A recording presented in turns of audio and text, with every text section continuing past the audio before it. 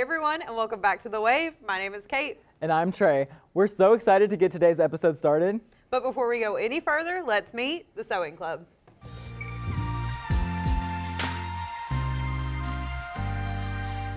I'm Steven, I play guitar.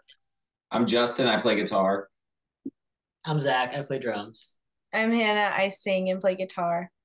We met at school, and we met Justin just like in town because he plays drums for a lot of people, but he plays guitar with us. That's how we met Justin. The category of indie rock kind of describes a lot of different genres. So, I mean, we take influences from a lot of shoegaze bands, and we take a lot of influence from like some math rock stuff in the guitars.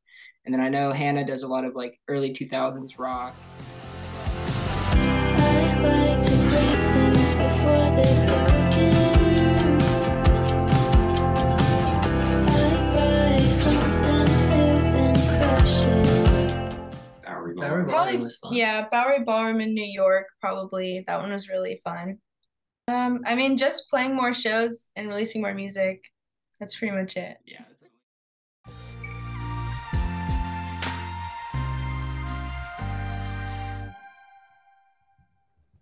I am so excited to see them perform. Me too, but before we go any further, let's catch up on this week's music news.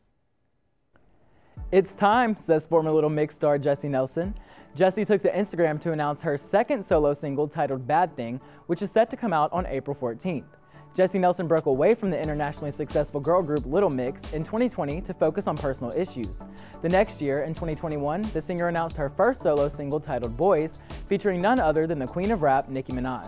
The single wasn't as well received as Jessie would have hoped, however, leading to her taking another long break. We wish her the best on her upcoming single, and we hope to see her do well. Want to attend Coachella but can't make it to the desert? No worries. YouTube and Coachella recently announced their collaboration to give fans the Coachella experience right from where they are.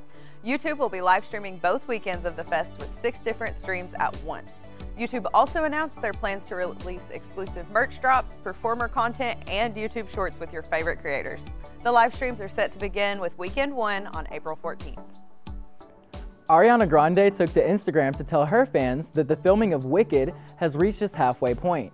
The Grammy Award-winning singer is set to play Glinda the Good Witch in the film adaptation of the Broadway musical Wicked.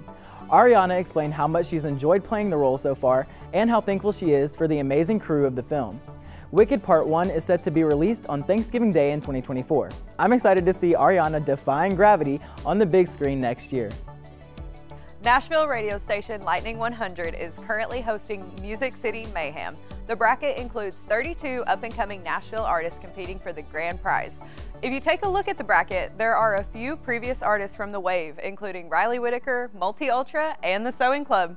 Be sure to check out the full bracket and vote for your favorites at lightning100.com/musiccitymayhem. Good luck to all the artists. That's it for this week's music news. We'll be right back with the Sewing Club after the break.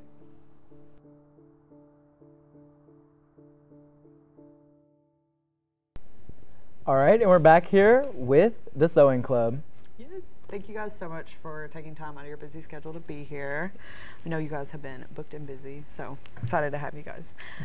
So do you want to tell us a little bit about like what your tour with Arlie was like? Because that seemed like it was a great time. So how was that? It was super sweet, very fun. Played a lot of cities we hadn't played so far, and it was just really good to play with other really good bands. Yeah. Did you have a favorite city? I like New York City the best. Oh, very nice. Yeah. New York was definitely the most fun, I would say. And then I also really liked going out west because a lot of those places I hadn't been to before. Yeah. And it was snowing, so kind of not Scary. great and scary, but Scary it was a really few pretty. That's fair. Yeah. That's fair. Yeah. Gotta go through the scary parts to enjoy the beauty of it, I guess. Right. Yeah. But it was really fun overall. I feel like being gone for like almost 60 days is kind of a lot. And I don't know if we were all mentally prepared for that or not. But it was really fun. You live to honestly. tell the tale. So Yeah, we're alive. that's so all that matters. Yeah, that's all that matters. So what were some of the like ups and downs of tour?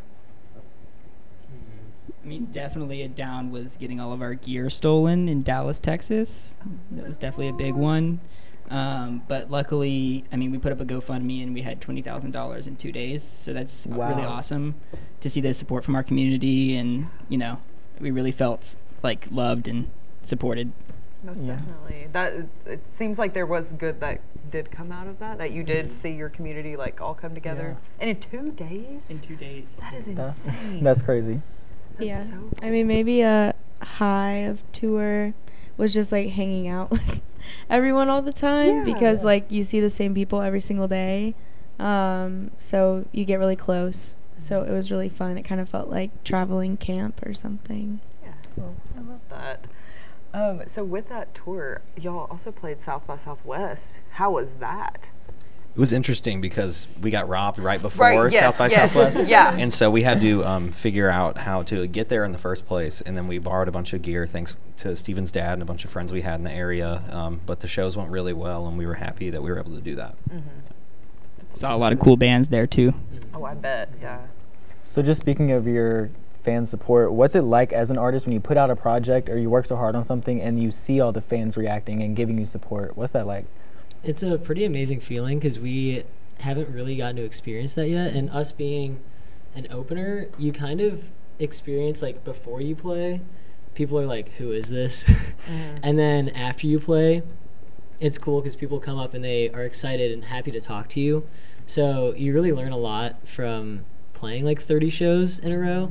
And everybody is just always kind and willing to, you know, give encouragement and all those sorts of things.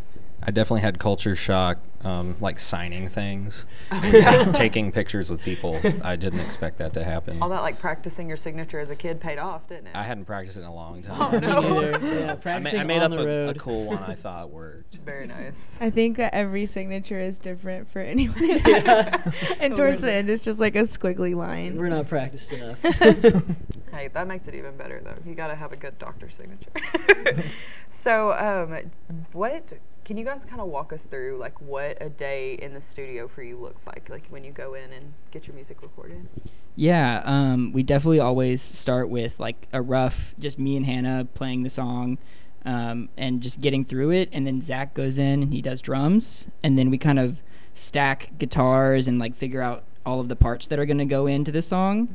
And then we fill in that with bass and then with all the other things that go in, like keys, or if we have some fun little sounds. And then Hannah just does the vocals on the top of that and call it a day. Yeah, and all of our songs that are out right now, we recorded at Polychrome Ranch with Jared Corder, who is our bestie, and we love him. So shout out to Jared. Yeah. And he lives in Hartsville, which is like kind of out in the middle of nowhere. Yeah. So it's fun because he has a bunch of animals and stuff, and it's just a vibe. But Are any of you like musically trained, or y'all kind of all self-taught, learn as you go? I went to school for music for a little Okay. bit and did that all the way through middle school through like a couple years of college on drums though. So self-taught on the thing I play in this band, but did train musically for other things. yeah. Also, I think Steven too. All the guitarists in this band are self-taught. So That's none of incredible. I'm the only one. yeah, Zach's actually like went to school for drums and stuff. Wow. So I mean, it's impressive. We're all making it happen. yeah. Y'all sound incredible. So It's working for you. Yeah, I went to school for voice at Belmont initially, and then I hated it. No offense. And then I went for songwriting. Yeah. So I feel like songwriting too. You can kind of hone in your craft a little bit more too. So, so do you have any like upcoming shows or gigs that you want to let us know about?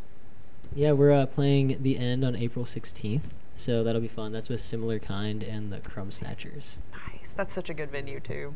And we have a couple shows in May as well.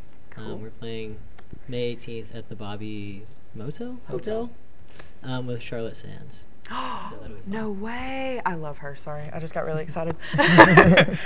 All right. Come see us. Yeah, come see us, come hang. Most definitely. So outside of performing together, how do you guys build a connection with each other as a band? Well, it kind of started with me and Hannah just being friends and just writing songs, not even intending to be in a band. And then from that, Zach got into the group through just a class, and we really meshed. Copyright law. Copyright class. law. Copyright law. Shout out to Copyright Law. And then we kind of really meshed well. And then Justin, we met later on just by happenstance through another connection. It just seemed to work really well, and we get along really well. And we spent almost 2 months together and didn't kill each other. So here we are. Out. Once again, you live to tell the tale, so that's all that matters. God bless the broken road. So true. Rascal Flats right there. Literally, we love. Would you guys like to go ahead and tell everyone where we can find you on social media? Yeah, we are at the Sewing Club Band pretty much everywhere, and then the Sewing Club on like Spotify and streaming stuff. Perfect. The Sewing Club. It's not real if it doesn't have "the" in front of it. Yeah. Correct. Well, thank you guys. Yes. Thank you guys so much. Yeah, so much fun. And we will be right back with the Sewing Club's performance.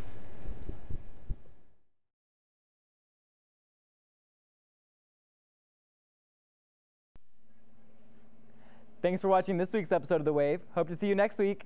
Be sure to follow us on Instagram for new episodes every Wednesday. To close out this week, The Sewing Club.